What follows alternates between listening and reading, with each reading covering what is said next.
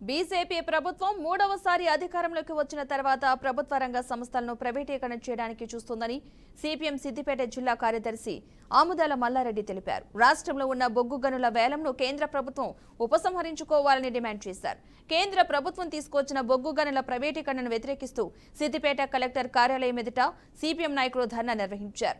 బొగ్గు గనుల ప్రైవేటు పరం అయితే సింగరేణి అధిక రేటుకు బొగ్గు కొనుక్కోవాల్సి వస్తుందని ఆవేదన వ్యక్తం చేశారు. దేశాన్ని దోచుకోవడానికే కార్పొరేట్ సంస్థలకు ప్రభుత్వ రంగ సంస్థలను అప్పగిస్తున్నారని మండిపడ్డారు.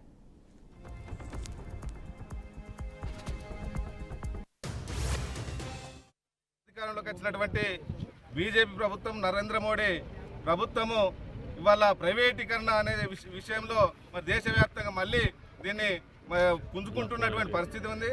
దాంట్లో భాగంగా ఇవాళ ఈ రాష్ట్రంలో ఉన్నటువంటి బొగ్గు బావులను, శ్రావణపల్లి బొగ్గు బావులను ఇవాళ ప్రైవేటు కంపెనీలకు అప్పచెప్పి టెండర్ వేసి ప్రైవేటులకు అప్పచెప్పే పరిస్థితి తీసుకొచ్చారు. ఇవాళ ప్రైవేట్ పరం చేసినట్టయితే ఆ బొగ్గునంతా కూడా సింగరేణిని అధిక రేటుకు కొని ఇవాళ విద్యుత్ ఉత్పత్తి చేయాల్సిన పరిస్థితి వస్తుంది. ఇప్పటికే అదాని ఆస్ట్రేలియా ఉన్నటువంటి బొగ్గు గనులను అదాని తీసుకొని ఇవాళ ఈ దేశంలో అధిక రేటుకు కొనాలని చెప్పి సింగరేణి లాంటి సంస్థల మీద, విద్యుత్ తయారు చేసేటువంటి సంస్థల మీద మరి కేంద్ర ప్రభుత్వం ఒత్తిడి తీసుకుంటున్న పరిస్థితి ఉంది. అందుకనే ఇవాళ ఉచితాలన్నీ కూడా పోయే పరిస్థితి ఉంది, కరెంటు పిరమయ్యే పరిస్థితి ఉంది. ఇవాళ సామాన్యులు కరెంటును ఉపయోగించుకునే పరిస్థితి కూడా ఉండబోదు. అందుకనే బొగ్గు బావులను సింగరేణికి అప్పచెప్పాలి, సింగరేణి ద్వారానే ఇవాళ బొగ్గును తీయాలి.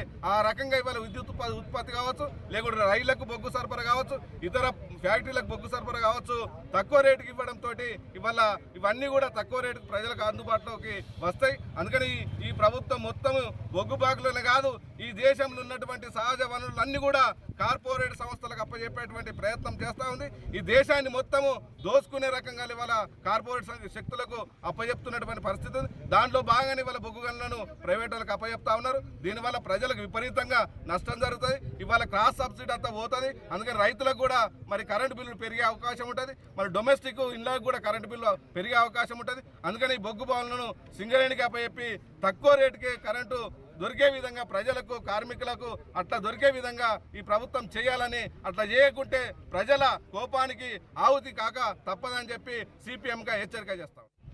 ప్రభుత్వం కొత్తగా అధికారంలోకి మూడొకసారి వచ్చింది.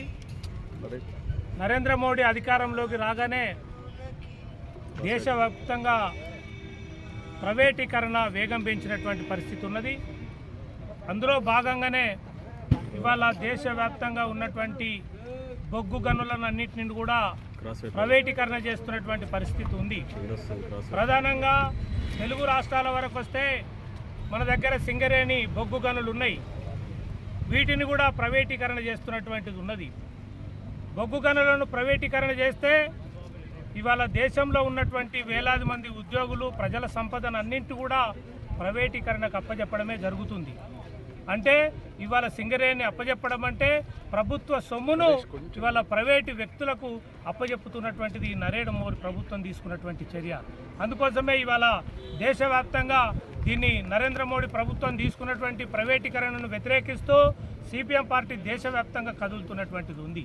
అందులో భాగంగానే ఇవాళ సిద్దిపేట జిల్లా కలెక్టర్ ఆఫీసు ముందు సిపిఎం పార్టీ జిల్లా కమిటీ ఆధ్వర్యంలో ధర్నా నిర్వహించడం జరిపి ఇవాళ నిరసన తెలుపుతున్నాం.